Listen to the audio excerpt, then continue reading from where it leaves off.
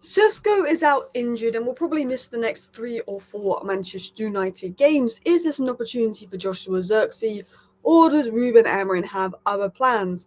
It looks like Bryan Mbeumo is going to be the number 9. Could Bruno be moved further up? Could it be a chance for Semenyo, Mount, Cunha? Who's going to play in the 10s? Will there be opportunities for Zirkzee? Or could it even be worst case scenario where Ahmad plays further up and Delo goes right wing back? Who knows? We're going to talk about the latest on the injury to Sesko and how it could impact Manchester United. We're going to talk about the latest on Anton Semenyo. David Ornstein revealed last night he has a £65 million release clause. Bournemouth out of their control. If he chooses to join another club and that other club pays £65 million, they can get Anton Semenyo.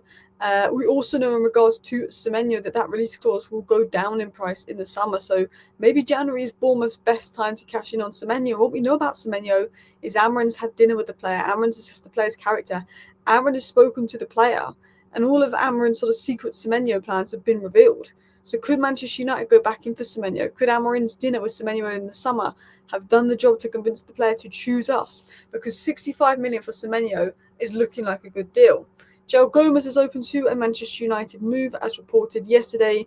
A young midfielder from Greece has been linked to Manchester United, and a young striker from Sweden has been linked to Manchester United again. So a few young players linked to Manchester United. So hello, and welcome back to Alice Talks Football, and welcome back to your 10-minute Manchester United news, transfer news, and update roundup show, where I'm going to round up all the latest Manchester United news into 10 minutes for you guys.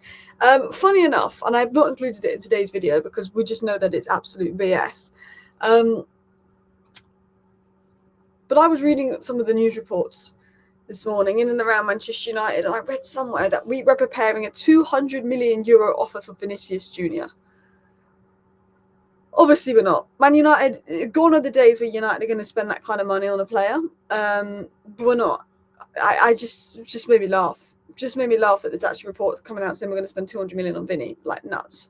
But let's get into the first story. So it was reported yesterday by Laurie Whitwell, Sky, and everyone under the sun that Sesko is going to miss the next couple of games, and Rob Dawson has added to that. Sesko will miss United's Premier League fixture versus Everton, but the striker is expected to return from injury before the start of the Christmas fixture list. So there's a feeling it's maybe like 3 weeks, maybe 4 at most. But yeah, his absence from the team is likely to mean that Bryan Mbeumo will continue as the focal point of Amorim's front three. Now, interestingly, I feel like Amorim's been using Cunha as the focal point more than Mbeumo. Like, I think sometimes out of possession, it can be a front two of Mbeumo and Sesko, with Cunha dropping deeper. But I feel like when Sesko doesn't play, he just has Cunha as the main focal point. But I do think Mbeumo is a better focal point than Cunha, because Cunha likes to drop deep and be involved in play, whereas I think Mbeumo's happy to be a bit further up when you've got a good ball carrier like Ahmad on the right. In my opinion, I think it will be Mbeumo right 10, Mount left 10, and Cunha up top. I think that's what the front three will be, with Bruno, Casemiro pivot. But you could see potentially Mbeumo go up top, Cunha left 10, Bruno right 10, and Maino Casemiro pivot. Or what I think we could potentially see is if Mbeumo goes up top, then I think Ahmad goes right 10, which means Cunha stays left 10. But that means maybe Dorgu left wing back and Delo right wing back, which I don't like. I think when we play 2 fullbacks at wing back, we're nowhere near as good. I think we play our best stuff when we've got wing backs or wingers at wing back. I think when we play 2 fullbacks at wing back, we're always quite limited going forward. So it's like, for me, I like the idea of Ahmad right wing back and Dorgu left wing back. That's what I like the idea of, because I think unless you're playing, a really, really good side and you need to be defensive, I think we are limited when we play 2 fullbacks at wing back, and that's what I'm worried might happen. But maybe Zirkzee gets given a go. I mean, surely Zirkzee, this is a chance for Zirkzee. Who knows? Because Amorim won't even give him minutes off the bench. Maybe I don't think Zirkzee starts, but maybe Zirkzee gets a 30-minute cameo off the bench at striker, Cunha left 10, and Mbeumo right 10. It'll be interesting to see, because this is a big opportunity for Joshua Zirkzee. Continuing on.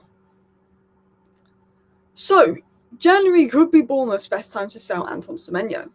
Semenyo has a £65 million release clause in his Bournemouth contract, valid until January. The fee includes £60 million guaranteed plus £5 million in add-ons, and it will decrease slightly next summer, but not below 50. So it's going to slowly decrease, which means Bournemouth's best time to sell could be this January. Now, I've always said something tells me he's going to go to Arsenal or Liverpool. I think those two teams are pushing for a winger the hardest. Apparently, he is an Arsenal fan. Apparently, Liverpool are furthest ahead, though. But Ruben Amorim was quite close to getting Semenyo in the summer, and then we went for Cunha and Mbeumo, and Semenyo wasn't happy with the money that we were offering Cunha and Mbeumo compared to him, and he signed that new contract with a 65 million clause. But we came very close to signing Semenyo in the summer, and it has been revealed by Duncan Castles in the past about Amorim's dinner, but it's now again been revealed by the Mirror. Amorim had dinner with Semenyo in London at the end of last season to assess his character.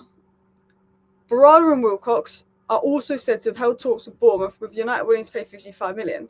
So last summer, we were willing to pay 55 million for Semenyo, and we had talks and conversations with Semenyo last summer.